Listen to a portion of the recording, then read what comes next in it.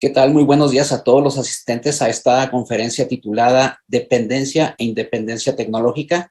Agradecemos también a nuestro expositor de lujo, el maestro Santiago Portela, quien cuenta con más de 20 años de experiencia en la gestión de tecnología universitaria en la Universidad Alfonso X el Sabio, así como en la dirección de la empresa tecnológica Quirio. El maestro Portela es físico por la Universidad de París Sexta. Cuenta también con una ingeniería de telecomunicaciones por la Universidad Oberta de Cataluña y un MBA por la Universidad Alfonso X el Sabio. Desde hace varios años es miembro de ISACA y actualmente coordina el grupo de trabajo de relación con proveedores de Cruetic. Antes de comenzar, quisiera mencionarles que si alguno de los asistentes tiene alguna duda o pregunta durante el desarrollo de la presentación, podrá hacerla a través de chat y posteriormente, al término de la misma, daremos lectura a todas las inquietudes para que sean respondidas por el ponente. Demos entonces la bienvenida al maestro Santiago Portela. Maestro, adelante, por favor. Hola, buenas tardes. Gracias por estar aquí y bueno, escuchar lo que tenga que decir. Estoy muy honrado por la invitación y muy a gusto porque me siento muy a gusto con pues, las universidades de Metarred y pues he tenido mucha relación con las universidades mexicanas y francamente me siento entre amigos. Lo que voy a exponer hoy intenta ser una charla más que utilitaria e inspiradora, ¿no? Entonces, voy a abordar un tema que cada vez oigo más, que cada vez nos impacta más, que es esa sensación de la dependencia tecnológica, la soberanía tecnológica, pues a nivel global, a nivel particular y después a la hora del día a día de nuestras tareas, ¿no? Para administrar la tecnología y cuando tenemos que tomar decisiones a introducir una tecnología, un proveedor y hasta qué punto vamos a tener opciones y hasta qué punto vamos renunciando a opciones. Es un largo viaje, es un viaje profundo. No penséis que estoy queriendo criticar a nadie, sino mostrar cosas que de alguna manera hemos ido viendo. ¿Vale? Entonces, a ver, primero un enfoque global, enfoque a nivel mundial, la dependencia de las infraestructuras. Si estamos hablando de dependencia, es absoluta. Aquí tenemos una imagen satelital que podría ser fake, pero es bastante ilustrativa de lo que ocurrió en el apagón de Venezuela de 2019, que literalmente saca tu país del mapa, como si no existieras cuando te quedas sin el soporte de la energía, que a su vez tiene una dependencia fortísima de la tecnología. Hoy en día las infraestructuras críticas y cualquier cosa de la que dependa nuestra producción y nuestro día a día tienen unas interdependencias tecnológicas enormes, de complejidad, de gestión, de conocimientos, de una industria subyacente, de unas operaciones bien gestionadas, de una universidad que provea técnicos, de unos técnicos que contraten las empresas y de una regulación que garantice unos niveles de calidad para que funcione esto. Hay institutos globales a garantizar buenas prácticas en las infraestructuras críticas y en concreto a garantizar la resiliencia de las redes eléctricas. Esto es un problema que no es de Venezuela, es California, es uno de los países que más, una de las regiones que más problemas de blackout han tenido. Bueno, así que es un problema global de dependencia de tecnología. Pero lo que llevamos en el bolsillo, los dispositivos con los que hacemos tecnología, porque la tecnología está en el usuario, porque el usuario es ahora un motor de la demanda y del uso de la tecnología en el aula, está en los dispositivos. Y los dispositivos se componen de materiales que tienen su dificultad para la extracción, para el transporte y que crean conflicto allí donde se obtienen. Hablo de los materiales, pero si hablamos de cómo llega a existir un dispositivo tecnológico avanzado que va en un bolsillo, miniaturizado, con electrónica, nos encontramos con una cadena muy compleja. Esto responde a un pequeño análisis del problema de la cadena de suministro que nos está impactando ahora, que es que se diseñan los chips, los microchips, principalmente en Estados Unidos, pero las máquinas que son capaces de estampar a escala de nanómetros sobre los microchips se fabrican en Europa. Las fábricas, o sea, los diseños de las máquinas, las fábricas donde se trabaja y se es capaz de organizar una producción masiva están en el sudeste asiático. Luego hay un transporte, los materiales tienen que proceder también de una logística y al final la epidemia ha desestabilizado esto y ahora no están llegando los microchips. No solo es un problema de carestía, es un problema de organización, de logística y de complejidad.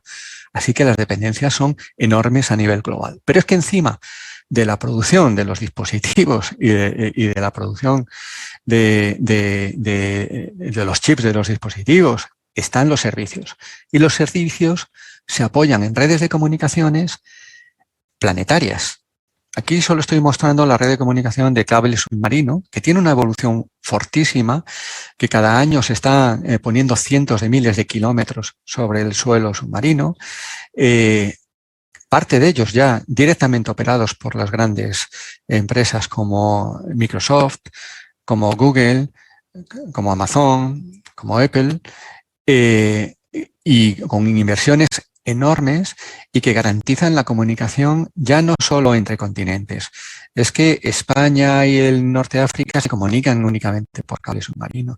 Es que cuando hay un problema de enlace satelital se recurre a redirigir las comunicaciones por cable transatlántico. Es que es una infraestructura crítica. Es una infraestructura en la que distintos países tienen estrategias de tender estos cables. Entonces, esto también es una dependencia fortísima. Además, ya encima de las comunicaciones están los servicios que se prestan desde los data centers. Nosotros tenemos data centers en las universidades que, en comparación con los grandes data centers que nos dan desde los proveedores de servicios de data center, se quedan muy pequeños. Estos que muestro aquí son ejemplos de data centers que optimizan los costes, y estoy hablando de costes, porque la refrigeración, que puede suponer un 25% del coste eléctrico de un data center, se intenta derivar hacia las condiciones ambientales, poniendo el data center directamente en el Ártico o sumergiendo el data center y enfriándolo por cooling directo por agua circulante. No es menor el tema de que los data centers son infraestructuras externas a las universidades. La semana pasada nos explicó un experto, el director de una nueva región de Azure que se está creando en España, en la Comunidad de Madrid, para crear servicios de Azure y crear una región de Azure. Tienen 3 ubicaciones distantes de más de 25 kilómetros entre sí, para que no les afecte un mismo suceso, una riada o un incendio y tal. Cada uno de ellos está replicado, son 2 o más edificios distintos, con 5 nueves de garantía de comunicaciones entre ellos, ¿vale? Y eso garantiza algo que desde el usuario se ve como un único servicio. Entonces, el nivel de garantía que ofrecen estos data centers es inalcanzable para mi universidad y otras muchas que yo conozco. Así que probablemente se vaya hacia esto, puesto que está convirtiéndose en una infraestructura crítica. Y esta dependencia está observada a nivel estratégico por parte de los países desde hace muchos años. A lo mejor es algo que ya viene de la Edad Media, ¿de acuerdo? Pero ya hay planes en la Edad Moderna muy claros de que hay que crear estrategias de independencia. Por ejemplo, en el 95 ya circulaban papeles de que había un riesgo de dependencia demasiado de Japón. Japón era la época dorada de su producción de robótica y miniaturización. China hace planes quinquenales. Tiene unos planes con inversión pública enormes, pero a larguísimo plazo, de formación, de creación de universidades, de parques tecnológicos, y está logrando grandes resultados de impacto en su país con planes a muy largo plazo de independencia tecnológica. Pero si veis este anuncito que pongo más abajo, esto es de la semana pasada, Francia está haciendo planes públicos enormes para modernizar, para introducir y tecnologizar su industria y ganar un poco más de independencia tecnológica. ¿Y qué pasa cuando pierdes la independencia tecnológica en algún aspecto? Pues aquí tenemos un ejemplo de una infraestructura crítica que en un momento dado, por conveniencia de un solo actor, en este caso Estados Unidos, que estaba en guerra en el Golfo Pérsico con Irak en los años 90, y bueno, le convino en una operación táctica reducir el alcance, la precisión de la red GPS de posicionamiento. Y de repente, pues la precisión que podías obtener con los dispositivos de lectura del GPS habituales, pues era muy pequeña, era menor que la que estabas teniendo y solo el ejército norteamericano la conservaba. Esto duró muy pocos días, lo que duró una operación táctica, pero lanzó un mensaje de alerta global muy grande. Sobre todo porque retrospectivamente ves que efectivamente las tecnologías de posicionamiento se ha convertido en una infraestructura crítica. Ahí en Europa lo que depende de GPS es billonario. El posicionamiento de flotas, marítimas, terrestres, seguimiento, seguridad, de todo. Así que, ¿qué ocurrió ante esta alerta? Pues una serie de inversiones y reacciones, y a fecha de hoy, pues tenemos, al cabo de 20 años, por lo menos 6 sistemas redundantes de posicionamiento de geoposicionamiento satelital. Además, lanzados por diversas regiones.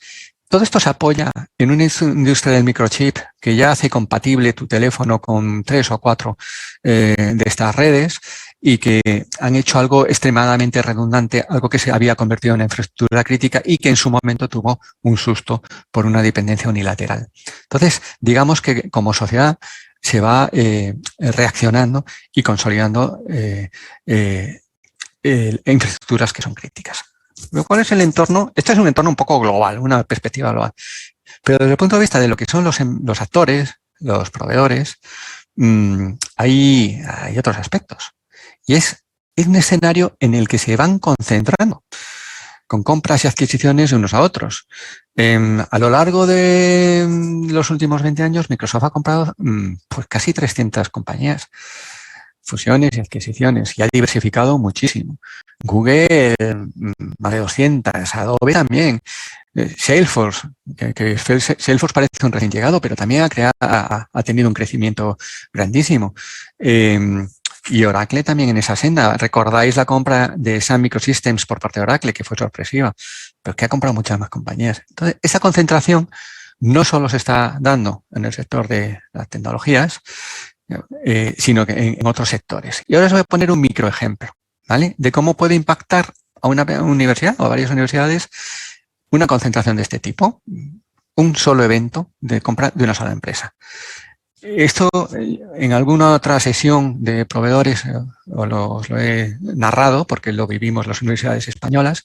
En 2014 hicimos un proyecto de concurso a nuestro estilo, que llamamos a proveedores y el premio al final del concurso era recomendar una solución, porque estábamos intentando que en el país hubiese más implantación de las tecnologías antiplagio. El antiplagio es sencillamente que un estudiante entregue un trabajo y con algún instrumento busques por internet o por las revistas, si no lo ha copiado de otro sitio, ¿vale?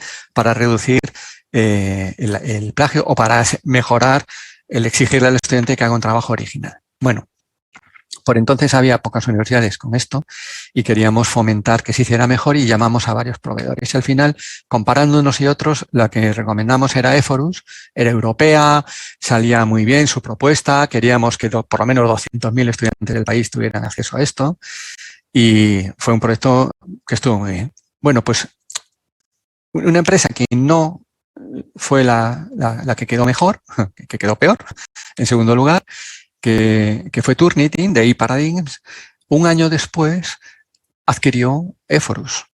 Y con Eforus, pues lógicamente, tuvo acceso a pues, la masa de estudiantes y universidades que lo tenían. 2 años después, Eforus quedó liquidado. Solo quedó la que tenía Turnitin y ofreció a todos los que estaban utilizando Eforus el trasladarse a Turnitin. Entonces, en Turnitin empezó a ofrecer más y más y más servicios, mejores, más potentes, pero subiendo mucho la cuota. Y algunas universidades se pasaron a Turnitin, otras no. Algunas europeas hemos estado con Unicheck, que es de origen chipriota, pero también ha sido adquirido este año, el año pasado, por parte de Turnitin. Entonces hay una concentración que veis en el gráfico de la izquierda, y es que Turnitin, como veis, va quedándose con un share muy grande del mercado, ¿de acuerdo? Y se va reduciendo mucho las opciones que tenemos. Bueno, pues es lo que hay. Turnitin ahora es muy potente, ofrece mucho, pero hay menos control sobre las opciones que tenemos. Y lo mismo ha ocurrido con Adobe. Adobe ha ido comprando y ha ido también cambiando su modelo.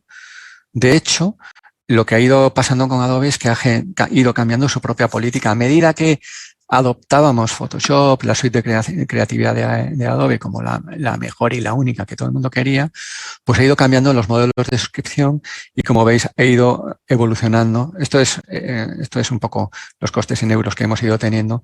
Francia tropezó, dejó de tener acuerdos globales para educación con Adobe, e incluso estuvieron buscando herramientas alternativas que, en realidad, profesores y estudiantes pues quieren Photoshop. Y esa demanda es la que impulsa este crecimiento, no tanto de que tiene éxito, sino que además encarece mucho el coste, porque pasábamos de una adquisición que te dura varios años a un alquiler anual. Y esa línea sigue gracias a que Adobe se ha hecho un líder absoluto. ¿De acuerdo? ¿Y quién está concentrando? Pues planetariamente, capital norteamericano de las dos costas, este y oeste, algo del norte de Europa y sudeste asiático. Capital que va invirtiendo en que las compañías sean más potentes, más versátiles, pero se van concentrando. Y aquí, por ejemplo, veis cómo también se concentran pues, las empresas que proveen semillas, pesticidas y apoyo a la agricultura. El gráfico de la izquierda era hasta 2014 y el de la derecha en 2017. Como veis, se van uniendo y creando gigantes por acumulación. ¿De acuerdo? ¿Y dónde se acumula? Pues al final veis que en el mapa de peso de grandes compañías se concentra en muy pocas regiones del mundo. Prácticamente en dos grandes concentraciones mundiales, la de Estados Unidos y la de China. Y los valores de mercado pues ya son estratosféricos para estas compañías. Salvo que China está intentando poner freno, gracias a su concentración de la regulación, a evitar, mediante todo tipo de intervenciones gubernamentales, esa penetración que hacen algunas de las plataformas a través de la sociedad, por la de Google, la de Facebook y la de Amazon. Entonces ha impulsado y respaldado a gigantes propios que están haciendo de contrapeso en el mercado global. Eso en China, ¿vale? Que ya sabéis cómo se gobierna. Pero recientemente, pues claro, la India está reaccionando porque está viendo que China está haciendo mucho peso con sus propios productos en la India, porque tiene mucha presencia. Incluso se han lanzado campañas, no digo que esta la lance el gobierno, ¿vale? Pero campañas de reacción un poco nacionalista de desinstalar aplicaciones que procedan de China. Es decir, que ya empieza a haber un poco una conciencia regional de esta dependencia o esta penetración de mercados. ¿De acuerdo? Pero claro, cuando estábamos hablando de infraestructura de data centers, fijaos quién los está proveyendo. Esto es el market share, es decir, ¿quién provee realmente servicios de data center? Pues Amazon, Microsoft, Google, Alibaba, pero con porcentaje ya que es un 6%, ¿de acuerdo? IBM, Salesforce empieza a proveer servicios, no tanto de data center. Tencent, que también es chino, Oracle. Aquí, yo creo que no están nuestros países. No es eso muy importante, pero porque, claro, la economía global al final se apoya en actores globales. Los técnicos que están detrás de Google, Amazon y Azure están distribuidos por todo el planeta, ¿vale? Pero las decisiones estratégicas y comerciales sí se toman en las matrices, ¿de acuerdo?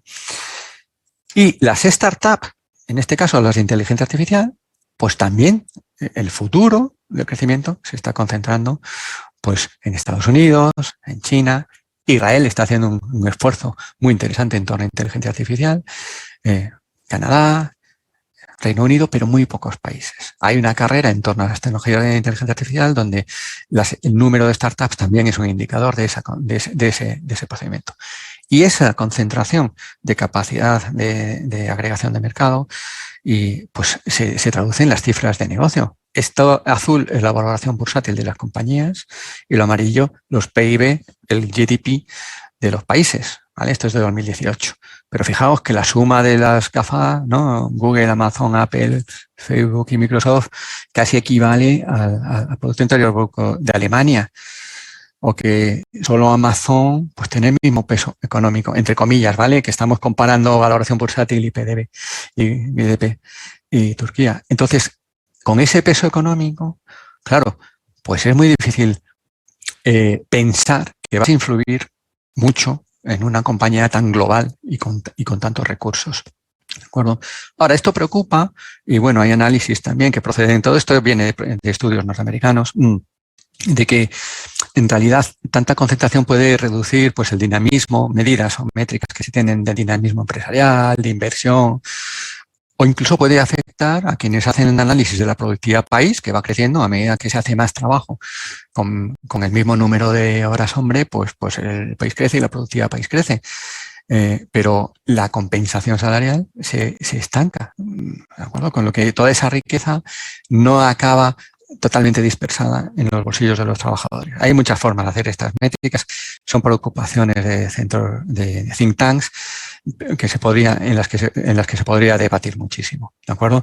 Lo que no hay mucho debate es que efectivamente es el propio Buró del Censo americano, que la distancia entre los salarios más elevados y los más bajos también se va disparando a lo largo de los años y de la mano de la tecnificación.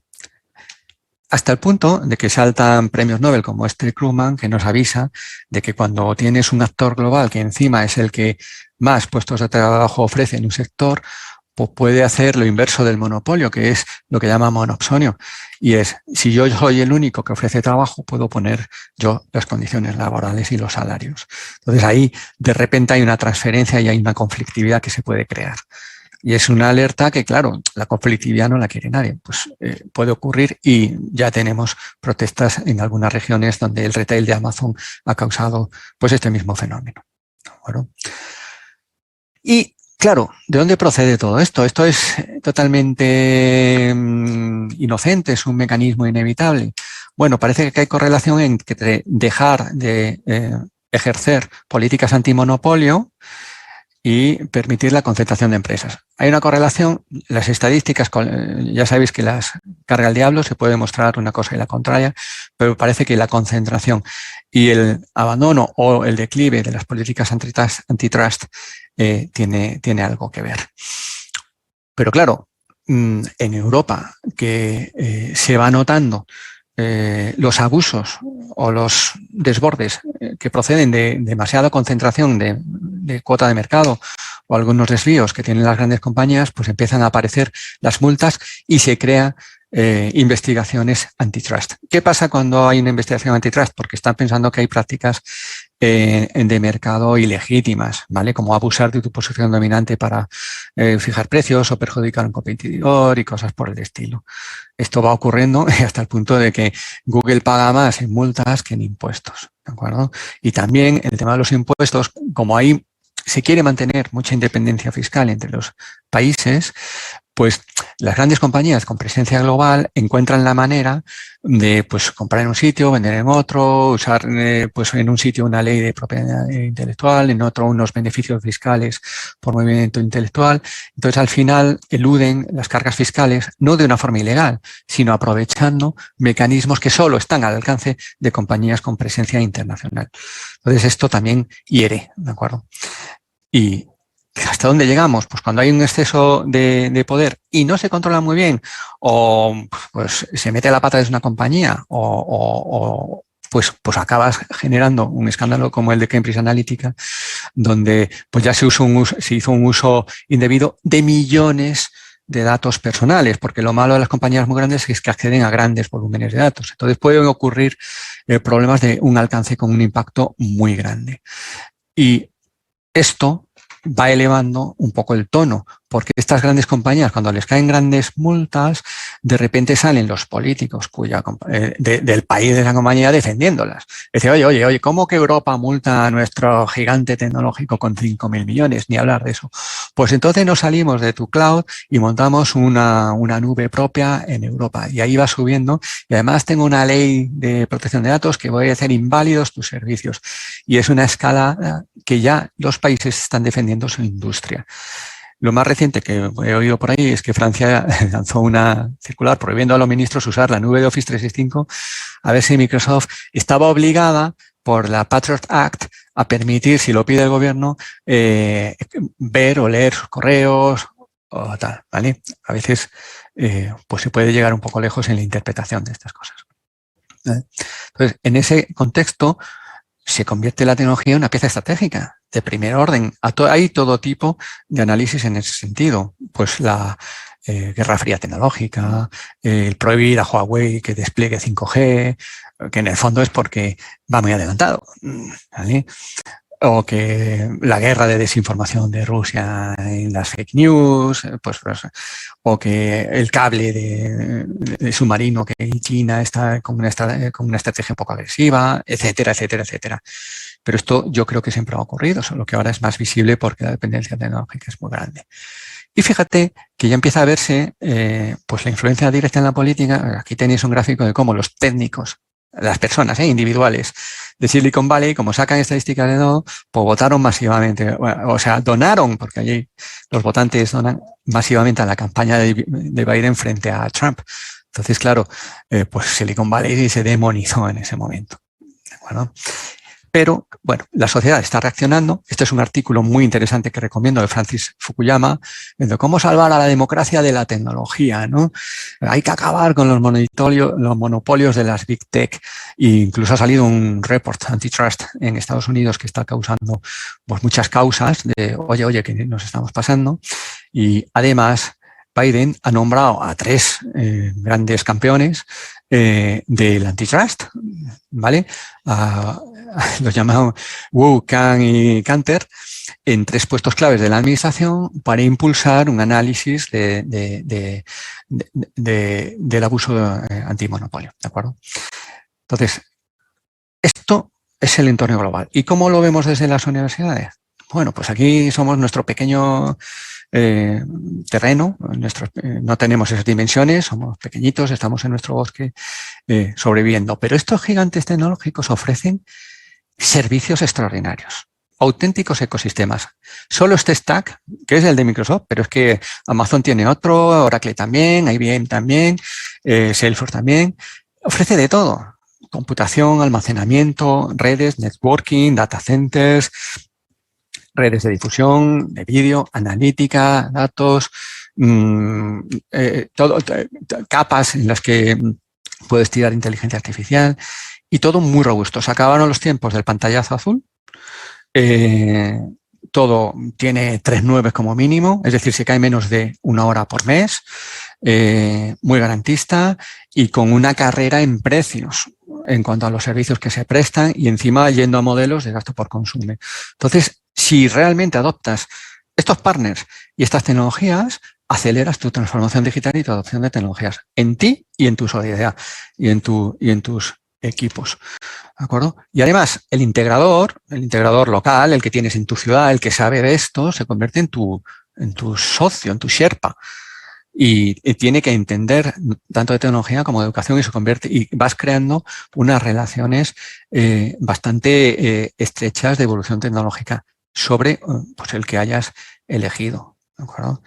El que hayas elegido y claro, la felicidad en el matrimonio existe, si has elegido y haces lo que tienes que hacer, que es aprender, tener una relación productiva de confianza, capacitar a tu equipo e invertir en desarrollos e integraciones, pues tienes un matrimonio, porque salirte de ahí tienes que deshacer lo que has aprendido, tus desarrollos e integraciones y cambiar el chip de cómo funcionar con otros. Entonces, ¿cómo hacemos este matrimonio que bien que mal está ocurriendo? Pues cuidas mucho los contratos de servicios, Desde Europa tenemos mucho énfasis en cuidar las políticas de privacidad porque pensamos que el ciudadano y el usuario, pues tanto por seguridad como por sus derechos, pues que en estos modelos pueden desviarse o causar problemas. Calcular bien dónde se ponen los datos, y hablo de calcular los costes de mover los datos para arriba y para abajo en la nube cuando tienes una entidad compleja donde haces mucha analítica, entonces tienes una nube de un proveedor, otra nube de otro y los datos van, vienen y empiezas a tener costes de comunicación o de almacenamiento externos.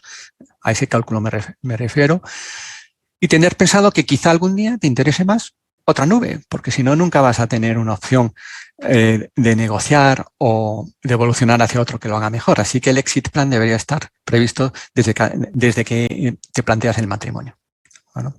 Ahora bien, en estos mecanismos de concentración, de me compro todos los modelos, me compro a los competidores, al final acabas teniendo, como nos pasa con antiplagio, pues la opción A y la opción B. Y luego resulta que no te gusta ninguna de las dos.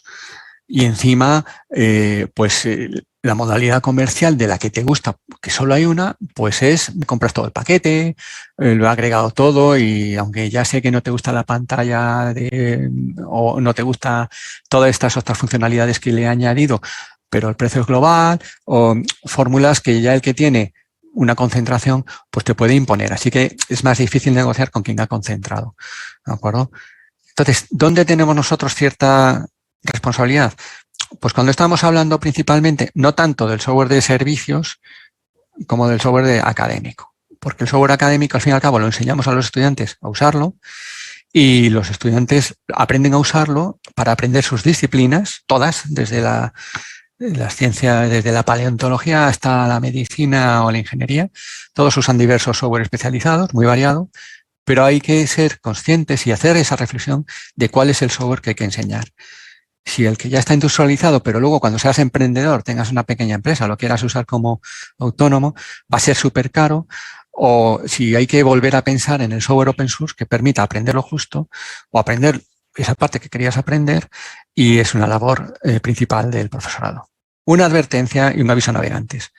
En las compras de licencias, aseguraros de que el software académico pueda correr en máquinas virtuales, que hemos encontrado proveedores que ponen ya el requisito de que no, si lo quieres en máquina virtual, yo te doy el servicio en la nube y ya no puedes hacer una economía de escala porque en una máquina física, pues todo el estudiante que pasaba por ahí usaba una sola licencia. En una máquina virtual hay fabricantes que ya no quieren que hagas eso con el software, entonces hay que vigilar y ser conscientes de eso. Luego, todo se está moviendo a software como servicio. Entonces, olvidamos la eficiencia en costes a cambio de la calidad y la seguridad que podíamos hacer. Es decir, no, a mí no me importa tener 3.9, lo manejo yo, es seguro hasta donde a mí me vale. Y ahí la ecuación de irse a la nube o no, poco a poco se va perdiendo esa batalla y va siendo más conveniente el moverse hacia modelos de software que no está corriendo en tu servidor, sino que está corriendo en cloud. No estoy hablando de un gigante tecnológico, estoy hablando de que cualquier solución, pues la tendencia es a que te la den mejor en la nube que tenerla corriendo en tus máquinas, con tu electricidad, con tus técnicos, tus servidores, tus virus, tus ataques, etcétera. Y lo trasladas a un contrato, y además, como es un servicio remoto, pues si esto lo tienes que utilizar desde el campus, pues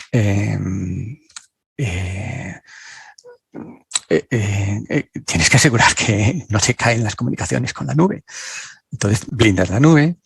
La criticidad de que eso funcione, vale, antes tenías tu servidor, pero ahora el servidor lo tiene un tercero, pero el problema sigue siendo tuyo. Entonces, es en el contrato y la relación de confianza y a lo mejor las redundancias que establezcas las que te van a garantizar. Y son fórmulas distintas de las que tenías antes. ¿De acuerdo? Y por eso hay que amarrar muy bien en la literatura jurídica el SLA, y por eso los jurídicos van tomando más protagonismo en toda la contratación de servicios tecnológicos que antes poníamos a funcionar en la universidad y ahora se contratan, y en el contrato va el riesgo que antes asumíamos internamente. Y, como decía antes, si vas a tener varios servicios y luego vas a querer cruzar los datos que se obtienen, piensa bien cómo es el flujo de información para arriba y para abajo desde el punto de vista de la seguridad y desde el punto de vista de los costes o de dónde quieres hacer esa explotación centralizada. Estos son solo algunos apuntes de cómo hacerlo, pero yo creo que es mejor dar pie a un debate que seguir aturullándoos con masa y masa de información. Muchas gracias.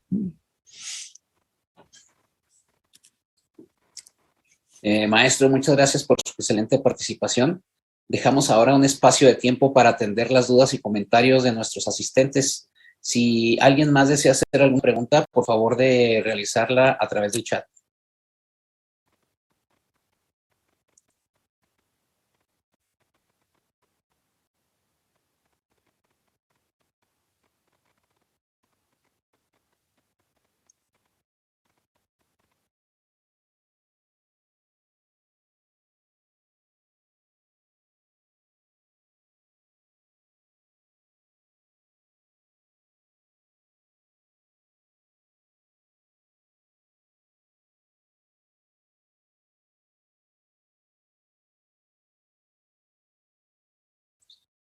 Maestro, bueno, aquí con respecto a lo que nos está proponiendo, las tendencias dentro de las universidades en las regiones, por ejemplo, que conforman MetaRed, las realidades son muy distintas, pero en general deben de seguir una tendencia. ¿Nos podría aportar un poquito acerca de esas tendencias a la que tienden lo que son las universidades actualmente? Sí, se me oye, ¿no? Así es, vale. Así es. Sí, bueno, recientemente hemos tenido una reunión como esta colectiva de las universidades españolas la semana pasada. Acudieron prácticamente todos los responsables de TI de universidades españolas y miramos un poco las tecnologías que impactan, ¿de acuerdo? ¿Y qué se está constatando? Esto que os estoy comentando del movimiento hacia servicios en la nube es una realidad inevitable. Es decir, siempre antes de desarrollar una nueva funcionalidad, véase pues una plataforma para investigadores, una cosa de biblioteca para difundir revistas o informes, un sistema de matrícula para que los estudiantes apunten a la universidad. Y hay una dinámica de mirar primero si existe una solución que se preste en la nube. ¿Qué significa que se preste en la nube? Que un proveedor se responsabiliza del servicio desde su data center, que muchas veces lo está montando sobre Azure o sobre Amazon, y la universidad no quiere saber nada si es Azure o Amazon, sino una responsabilidad del proveedor de que eso funcione. Y que además funcione en un paradigma de interface en la web. Y que además tenga una capa para comunicarse datos entre la universidad y el servidor. Vamos a un modelo en que se busca mucho eso. Eso en primer lugar. Y en segundo lugar, muchas universidades, unas pocas que han dado el paso ya de tener sus servicios corriendo pues en Amazon, por ejemplo, y muchas que están evaluando mover sus servicios, quitarlos del data center, de los servidores que están corriendo en el campus con nuestra electricidad, nuestra refrigeración, y llevarlos a un data center profesional, no a la máquina, sino usar las máquinas de un data center de la ciudad, que ya tenga mejor refrigeración, mejor protección perimetral, mejor seguridad, y empezar a hibridar y decir, y estos servicios los subo a Amazon, y estos servicios los subo a Azure, y hibridar. Y con un roadmap de unos pocos años, decir, no, y al final lo correré todo en una capa virtual, en una nube. Ese paso, muchísimas universidades lo están emprendiendo. Y ya hay varias que ya están corriendo parte de sus servicios, sobre todo los servicios administrativos, en las nubes de Azure o Amazon principalmente. La Universidad como Castilla-La Mancha corre muchos de sus servicios administrativos en Azure. La Universidad que está en Jaume I de Castellón, ya hace un par de años que está en Amazon con todos los servicios administrativos. Y muchas universidades, lo que llamamos el MS, el campus virtual, donde profesores y estudiantes interactúan, muchas lo están llevando ya a servicios que se prestan desde la nube, como estaba yo describiendo antes, servicios SaaS. Véase Moodle Rooms, Canvas, Blackboard, pero siempre en un modelo en donde ya no están nuestros servidores. Esa es una tendencia clarísima. ¿Hay una pérdida de independencia en ese sentido? Pues sí, en el sentido de que cuando adoptas una tecnología de esa manera, no es para cambiarla al año que viene. Digamos que es para movimientos a más largo plazo y lo tienes que pensar a largo plazo, porque vas a formar a tu equipo, al equipo de la universidad, a trabajar con proveedores externos, a trabajar en soluciones cloud y además vas a hacer integraciones porque vas a querer que desde donde gestionas la matrícula de los estudiantes llegue el dato a eso que tienes en la nube y vas a establecer un canal de comunicación de datos, etcétera. Y al final vas a armar un poco un ecosistema que no es para 3 meses ni para un año, con lo que tienes que pensar en esa foto de hacerlo así. Y así están haciendo muchas universidades. Otra tendencia, ahora se habla mucho de inteligencia artificial. Todo el mundo entra por la puerta diciendo inteligencia artificial. Digo, vamos a ver, mi equipo, como nos pongamos a hacer inteligencia artificial, es que no podemos. Todos los días tenemos que abrir la ventana y hacer funcionar el campus. La tiene que hacer un proveedor que tiene expertos, que tiene doctores, que tiene no sé qué. Entonces te das cuenta de que lo que tienes son programadores o informáticos que cogen, usan un servicio de Amazon, un servicio de IBM Watson o un servicio de los Azure, véase traducción. Y llaman a un plugin que tú le metes un texto en tu idioma, véase en español y te lo pone en inglés. Hay inteligencia artificial, pero somos usuarios y nuestros proveedores son usuarios, son integradores. La inteligencia artificial la hace Google, la hace Microsoft, la auténtica, ¿no? Y eso se paquetiza y utiliza servicios de inteligencia artificial y se usa muchísimo. Se usa muchísimo porque al final a nosotros lo que nos llega es pues una red muy segura. Pues por debajo hay un algoritmo que está optimizando paquetes y está usando Machine Learning. ¿Y nosotros estamos usando inteligencia artificial?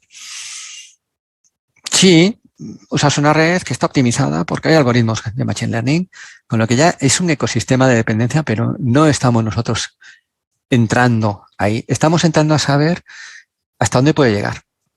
Si puedes hacer una biometría, si puedes hacer una analítica más avanzada de qué tal le van a tus estudiantes. Entonces, una tendencia que está pegando muy fuerte es la analítica del éxito de los estudiantes. Esto ya tiene 15 años en Estados Unidos, en Europa menos por todas las leyes de privacidad, pero está muy maduro saber si a un estudiante le va a ir bien o le va a ir mal. Y hay muchas soluciones y muchos proveedores que te integran una solución de alerta temprana de oye, te estás saliendo, te va mal una asignatura, te va mal la otra, con feedback al estudiante o feedback al tutor, y eso está muy en boga, utilizar esa analítica. Otra tendencia que algunas universidades están muy adelante en esto es en usar la analítica para todo. Hay una métrica de madurez analítica de las organizaciones. Tienes que saber si tienes personal dedicado a esto, si los mandos intermedios de tu organización usan el viejo Excel o si están utilizando ya algo más avanzado, tablas dinámicas, alguna herramienta. Digamos, si tu organización está realmente empezando a usar el dato para tomar decisiones, hacer un dato de calidad, llenar los agujeros, que el dato fluya, que un mismo dato pues tengas la visión del financiero, del académico, del investigador y que tú seas capaz de ponérselo y que vaya a la pila de comunicación. Y para eso hay modelos de madurez analítica. Educase tiene publicado uno, el JISC otro, y hay iniciativas y las universidades hay algunas impulsando muy fuertemente esto. Y esas son un poco las tendencias que más o menos os puedo traer de tecnologías nuevas que están impactando a las universidades. Excelente, maestro. Muchas gracias. Tenemos otra pregunta por parte del usuario Cuauhtémoc González que menciona o pregunta, ¿qué tan conveniente y factible ve usted proveer nubes privadas educativas donde agrupemos a varias universidades? Bueno, no estoy seguro de que vaya por ahí la cosa de nubes cerradas, ¿verdad? Más bien va, yo creo que por donde vemos que los proyectos de mayor impacto que vienen son aquellos que aseguran la interoperabilidad, que aseguran que datos de una universidad se lean con facilidad desde otra. Datos de una persona, de un estudiante, véase sus credenciales, véase sus badges, sus títulos o sus méritos académicos, sean leídos fácilmente por otra universidad. Yo acabo un grado aquí, me meto, mando un enlace y otra universidad me acepta oficialmente ese enlace para aceptarme en un postdegree o en un doctorado. Eso no es evidente, eso es ciencia ficción. Ahora se hacen una sarta de papeles, de aprobaciones, de verificaciones. Y hacer redes interoperables entre universidades que faciliten eso es un esfuerzo que está lanzando Europa en un proyecto y que seguramente pues, no se cierre en Europa, porque la interoperabilidad, el mérito que tiene es que sea transnacional y seguro que acaba teniendo repercusión sobre redes de blockchain y seguro que lleva muy lejos. Y en cuanto a infraestructuras comunes, tener en cuenta que yo hablo desde la perspectiva europea. Hay un impulso muy fuerte a tener redes de comunicación muy fuertes sobre las que la industria a ofrecer sus data centers y sus ofertas de servicios en cloud en condiciones muy negociadas a un nivel muy alto, con lo que unos descuentos muy fuertes en educación. Entonces las universidades tienen acceso a eso a través de las infraestructuras que ya tienen acceso. Lo único es que, claro, no hemos llegado a la capa ya de servicios, que es lo que nos faltaría. Ahora estoy poniendo la interoperabilidad, pero más arriba estaría ya el ofrecer, pues yo que sé, un LMS, un Moodle o una plataforma de... Pero no hemos llegado al punto de tener ya aplicaciones, ¿no? Compartidas. La infraestructura quizá. Muy bien, maestro, muchas gracias. Tenemos otra pregunta por parte de Guadalupe Sánchez. Desde su punto de vista, ¿todas las universidades debemos pensar en ofrecer servicios en la nube? Por ejemplo, un servicio de correo electrónico o servidor de antivirus sería más rentable en la nube que teniéndolo alojado internamente. A ver, yo he estado en ese movimiento. En 2008 llegué a un acuerdo con Google, había otras universidades interesadas, así que conseguimos que Google lo pusiera en nuestro idioma, que ya fue bastante difícil que no pusiera publicidad, y entonces ofrece el correo electrónico a nuestros estudiantes que voluntariamente lo acepten, en sustitución del que teníamos, porque es que éramos incapaces de dar el nivel de calidad que ofrece Google. No podemos competir con medios propios, con la aceptación que tiene para los estudiantes el correo de Google o incluso el de Microsoft, que hace años no lo preferían. Pero ahora cualquier estudiante que le das un correo de Google está encantado.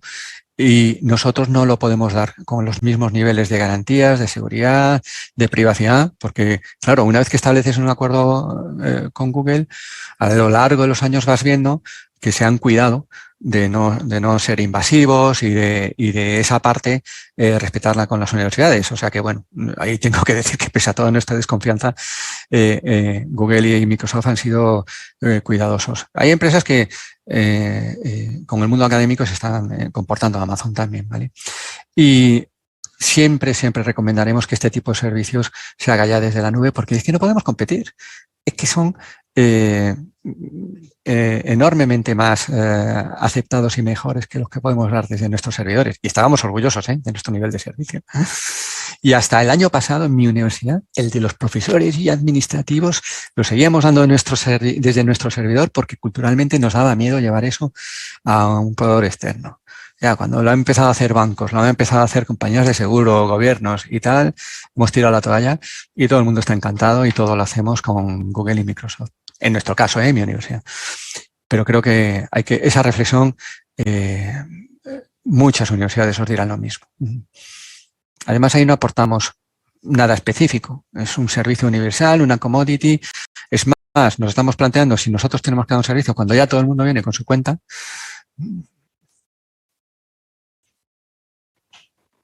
De acuerdo, maestro. Bueno, de parte del usuario Cuauhtémoc González, gracias. Muy interesante la propuesta de interoperabilidad. El EPSI es un proyectazo, lleva blockchain debajo, una gran infraestructura, van a hacer muchas cosas y una sola de esas cosas es esta de para títulos académicos, ¿vale? Y estamos hablando de títulos o de méritos menores para garantizar que quien se pincha ahí tiene su wallet como individuo y puede liberar o no para el destinatario que quiera y con caducidad solo esa parte de la información, pero de forma fehaciente. Y eso se llama Sovereign Identity. Muy interesante ese capítulo. De acuerdo, maestro. Pues muchas gracias. Al parecer son todas las preguntas por parte de los asistentes, maestro. Agradecemos su disposición para atender cada una de ellas, así como por su excelente ponencia. La verdad es muy enriquecedora y de bastante provecho para todos los que la pudimos disfrutar. Qué En amable. nombre del Muchas Comité gracias. de Tecnologías de Información y Comunicaciones de la Asociación Nacional de Universidades e Instituciones de Educación Superior, la NUYESTIC, queremos nuevamente agradecer su asistencia e interés en esta valiosa presentación. Tengan todos ustedes un muy buen día y hasta pronto.